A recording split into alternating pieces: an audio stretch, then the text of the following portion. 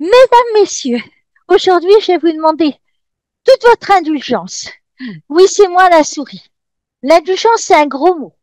Alors que je vous raconte, les gros mots, c'est comme une petite souris gravide. Vous savez, celle qui est pleine de promesses. Eh ben, quand c'est le moment de sortir, ça part dans tous les sens. Regardez-moi ça.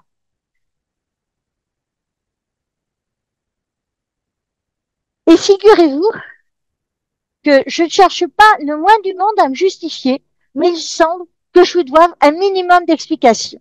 Croyez-le bien. Si je vous parle d'indulgence, c'est pas par plaisir. C'est à cause du maître de Minouche. T'as pas dit un gros mot, non, non, il est très poli. Et quand il dit des gros mots, c'est indulgence. Donc ça part dans tous les sens. Eh bien, figurez-vous que le maître de Minouche, là, comme ça, pendant qu'il regardait son écran et qu'il marchait dans le jardin, il s'est détourné du droit chemin et il a piétiné les plates-bandes de Philippe. C'était des semis d'épinards. Il va avoir besoin de beaucoup, beaucoup d'indulgence. Alors, il faut que je vous raconte, parce qu'indulgence, c'est un gros mot. Il est gros, il est gros, il est plein de trucs. Figurez-vous que mon cher est tendre. Il a créé l'homme à son image et ressemblance. Et avec un truc absolument génial et qui est super dangereux, qui s'appelle la liberté. C'est les risques. Donc, la liberté, c'est la possibilité de faire le bien ou de mal, de marcher dans le droit chemin ou de marcher sur les plates-bandes du voisin. Et voilà. Et il y en a un qui l'a super bien exprimé.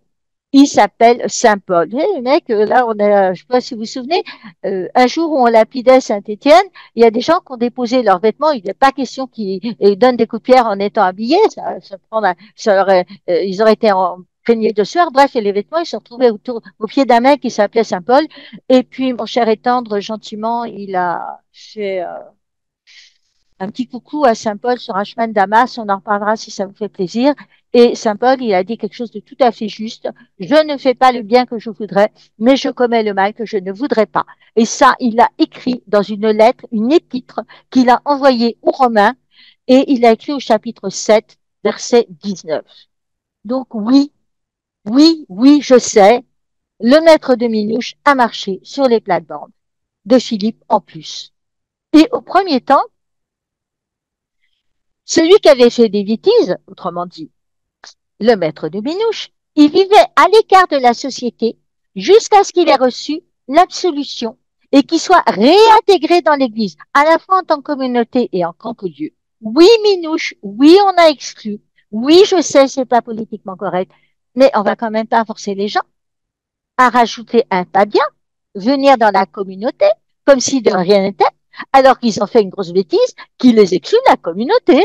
Et il faudrait savoir. Donc, ce premier temps, on te flanque dehors. Et d'ailleurs, ce que je vous raconte, mon cher et tendre, il nous l'a transmis via Saint Matthieu au chapitre 5 de son évangile, versets 23 et 24.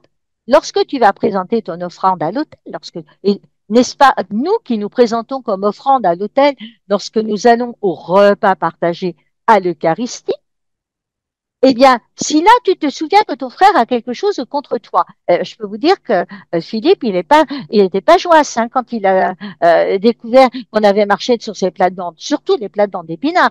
Donc, laisse ton offrande là, va devant l'autel, va d'abord te réconcilier avec ton frère, et ensuite, viens présenter ton offrande, et ensuite, viens, tu viendras, tu seras bien accueilli. Il faut que ça soit très clair là-dessus.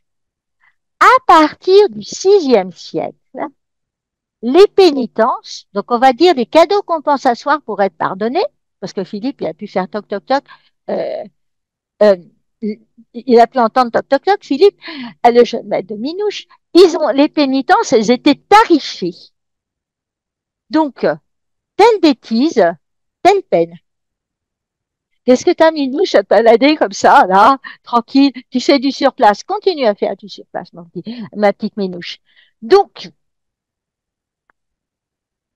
VIe siècle, telle bêtise, telle peine, les tarifs étaient pas simplement des sous, mais j'étais super rigoureuse, super riche, et il y a eu le problème des sous. Et s'il y a des sous, il y a des dégâts.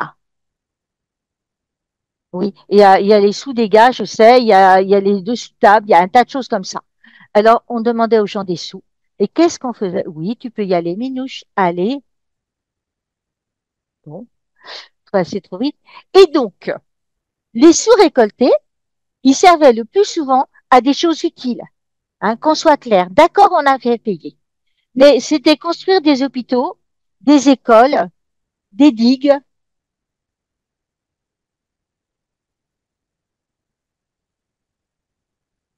construire un tas de choses super importantes et des fois aussi des trucs qui doivent pas s'acheter, comme des évêchés.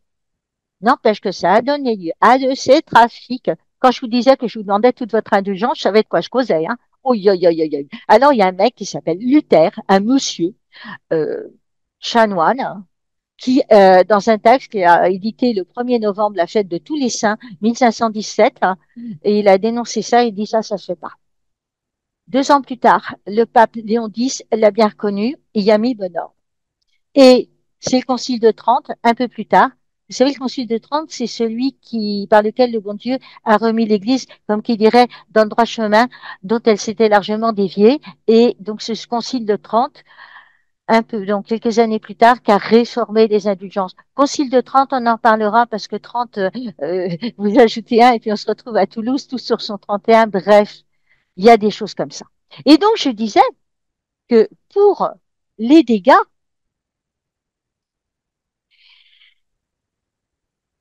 commis, le mal commis, par exemple tout à l'heure, hein, Minouche, quand on met à n'a pas pris le bon chemin, ça fait une traînée de misère et cette traînée, on ne peut pas l'arrêter. C'est comme Minouche tout à l'heure, j'ai essayé de l'arrêter de traverser l'écran, pas moyen. Ton maître, il peut obtenir le pardon, d'abord de Philippe, qui a planté les épinards et qui a plus qu'à refaire tout son boulot, et ensuite du bon Dieu, et ça, le bon Dieu, il accorde le pardon, comme disait l'autre, c'est un peu son taf, son métier, donc ça s'appelle sacrement de confession. Mais le mal que nous commettons, il a des conséquences. Nous obtenir une humanité brisée, malade. Pas d'épinards dans la casserole. Est-ce qu'ils s'en vont de la casserole? Les voilà qui sont partis de la casserole. Vous imaginez. Pas de beurre. Le beurre dans les épinards court après moi que je t'étripe. Et je vous laisse finir le film, bien sûr. Euh, Alors, les conséquences sont parfois très dures.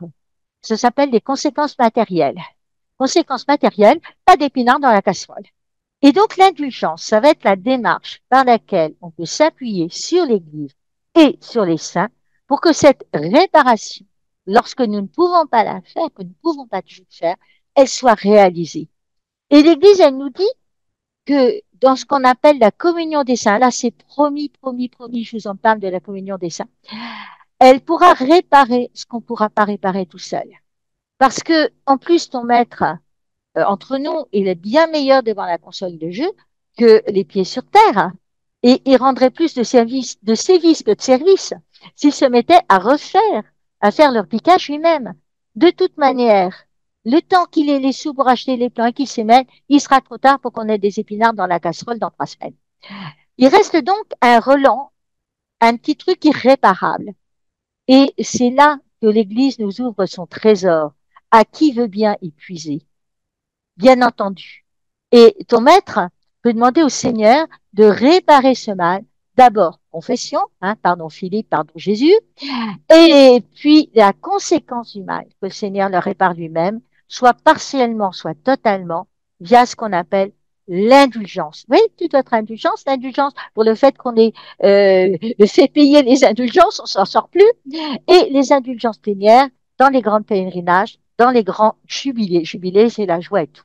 Donc régulièrement, les papes, ils vont promulguer des indulgences que l'on peut obtenir pour soi ou pour les autres. Autrement dit, Minouche, toi ou moi, on peut obtenir une indulgence pour ton jeune maître, pas plus d'une fois par jour.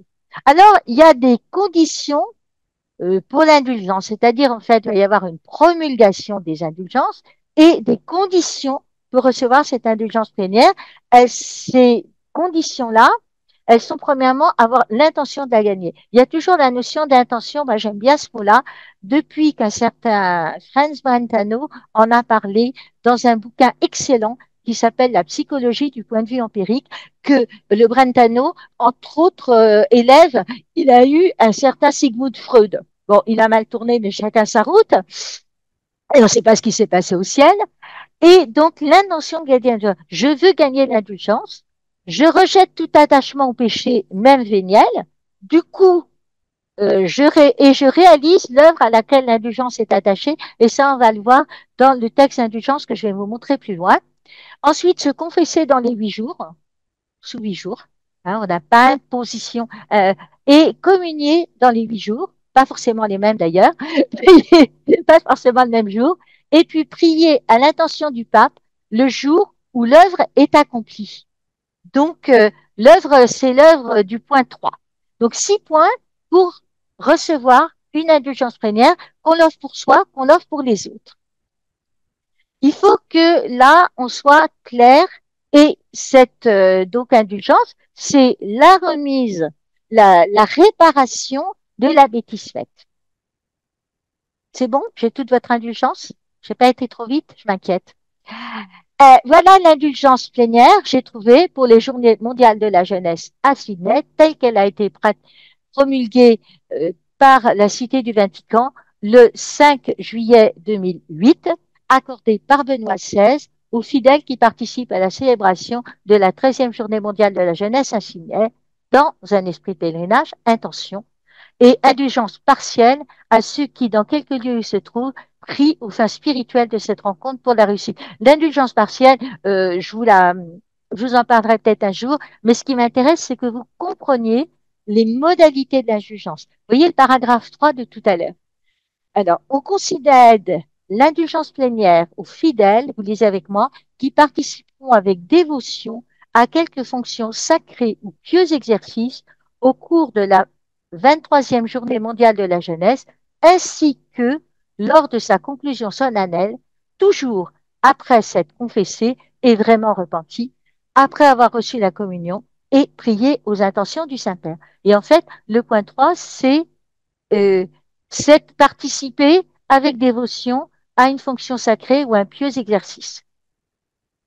On concède l'insurgence partielle aux fidèles où qu'ils se trouvent au cours de la 13e journée mondiale de la jeunesse, si au moins dans un esprit de contrition, ils élèvent leur prière à Dieu, Esprit Saint, pour qu'il pousse les jeunes à la charité et leur donne la force d'annoncer l'Évangile à travers leur vie.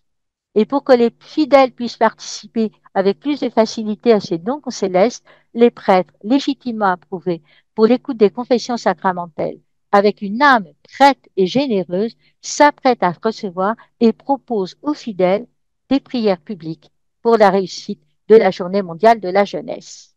Donc, une indulgence liée à ça. Conclusion, l'Église, par son ministère, c'est comme si les épinards n'avaient pas été écrasés. C'est en modo grosso, c'est un petit peu ça qu'on est en train de vous raconter. Et donc, l'indulgence, c'est bien la rémission devant Dieu. Alors, on va vous le donner dans youps, le pied qui s'enlève. Voilà l'effet de l'indulgence. Et dans le code de droit canonique, qu'est-ce qu'on en dit? Que c'est que canon 992. Je vous parlerai du code de droit canon, c'est promis. Et on regardera ce que c'est, pourquoi il est canon canonique, on en reparlera. L'indulgence est la remise devant Dieu de la peine temporelle due pour les péchés dont la faute est déjà effacée. Que le fidèle bien disposé à certaines conditions définies, on les a vues, obtient par le secours de l'Église, qui, en tant que ministre de la rédemption, de toute façon, le Rédempteur, c'est Jésus, mort par amour pour nous et a souffert les pires trucs pour la rémission de nos péchés, Rédempteur, ils disent que l'Église, donc, distribue et applique avec autorité le trésor des satisfactions du Christ et des saints. Donc voilà ce que nous dit le code de droit canonique. Ouais, me direz-vous, l'Église y participe, les modalités de l'Église, vous avez suivi? Écoute, Minouche, franchement, on va faire, nous on sait, hein, on a nos griffes, on va faire un geste. euh, et plutôt que de laisser Philippe se faire gronder, enfin, qu'il se fasse gronder, c'est normal. Et il a mérité, mais un petit peu, quoi. Le but, c'est qu'il recommence pas et qu'il en demande pardon. On va mettre les choses en état à nous deux et on va être gagnant.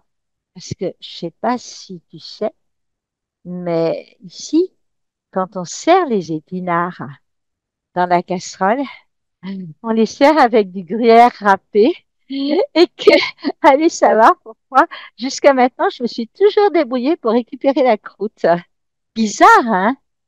Ce qui va être difficile, par contre, c'est d'accompagner discrètement ton jeune maître aux prochaines journées mondiales de la jeunesse. Enfin, bon, Eucharisto d'avoir parcouru nos lignes. Et puis, encore, merci, merci, merci pour votre indulgence. Et moi, je vous dis à très, très, très vite. Il y a plein de choses qui vont se vivre. Et puis, c'est magnifique, la vie avec le bon Dieu et tout. Ne me dites pas que je pense qu'à la pénitence, que les cathos sont des cathos qui demandent pardon. C'est d'abord des cathos qui aiment. Et le plus bel amour, ça a été, la plus grande joie, ça a été de replanter les épinards pour le niston. À très vite.